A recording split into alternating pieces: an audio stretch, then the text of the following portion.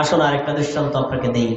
এই যুবকরা যে সকল কারণে নষ্ট হয়ে যায়, তার চারটি কারণ আমি আপনাদের সামনে বলছি। প্রথম কারণ মাদকতা, নেশাদার দ্রব্যের সাথে জড়িয়ে যাওয়া। দ্বিতীয় কারণ জেনার সাথে সম্পৃক্ত হওয়া। তৃতীয় কারণ মোবাইলে আসক্ত হওয়া। চতুর্থ কারণ খেলাধুলার পেছনে বেশি সময় দেওয়া। কয়টা কারণ বলছি? চারটি কারণ। কোন নারী, কোন পুরুষ যুবক অবস্থায়, যুবতী অবস্থায় যদি এই চারটার সাথে জড়িয়ে যায়, তাহলে সে দুনিয়াতেও সফল হয় না, পরকালেতে হবেও। তার ভিতরে আমি একটা দৃষ্টান্ত পেশ করছি। রাসূল সাল্লাল্লাহু আলাইহি ওয়াসাল্লাম পূর্ববর্তী জামানার একজন যুবকের দৃষ্টান্ত তুলে ধরেছেন। সহিহ বুখারী হাদিস নম্বর 2215। আব্দুল্লাহ ইবনে ওমর রাদিয়াল্লাহু তাআলা আনহু বলেন, রাসূলুল্লাহ সাল্লাল্লাহু আলাইহি ওয়াসাল্লাম বলেছেন, পূর্ববর্তী জামানার তিনজন ব্যক্তি রাস্তা দিয়ে চলছিল। রাস্তা দিয়ে যাওয়ার সময় তীব্র বৃষ্টি আর তুফান শুরু হয়ে গেছে। তখন তারা পাহাড়ি এলাকায় দিয়ে যাচ্ছিল। আশ্রয় গ্রহণ করার জন্য একটা পাহাড়ের গুহার ভিতরে প্রবেশ করলো।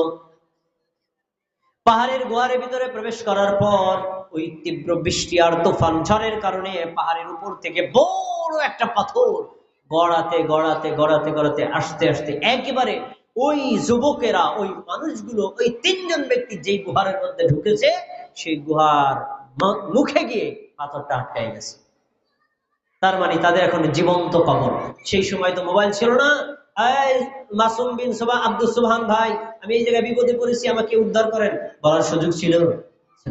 তখন তারা তিনজন বলছে, আমরা যেখানে বিপদে পতিত হয়েছি, এই বিপদ থেকে পৃথিবীর কেউ উদ্ধার করতে পারবে না। কোন ব্যক্তি, কোন পীর, কোন বুজুর্গ, কোন আলেম, কোন মুফতি, কোন মাওলানা, কোন ল্যাংটা বাবা, কোন খাজা বাবা, কোন দয়াল বাবা, কেউ পারবে না।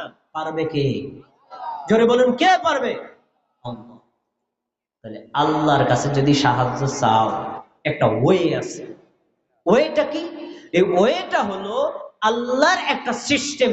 কেউ যদি এক আল্লাহর সন্তুষ্টির জন্য কোনো ইবাদত করে এবং সেই ইবাদতটার ওসিলা দিয়ে যদি আল্লাহর কাছে কেউ চায়, আল্লাহ দোয়া কবুল করে।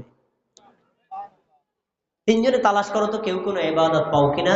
তিনজনে তিনটি ইবাদত পেয়েছি, সময়ের অভাবে তিনটা বলছি না, তার ভিতরে একটা তুলে ধরছি খনিকান্দি এলাকার যুবকদের জন্য, খনিকান্দি এলাকার যুবতীদের জন্য।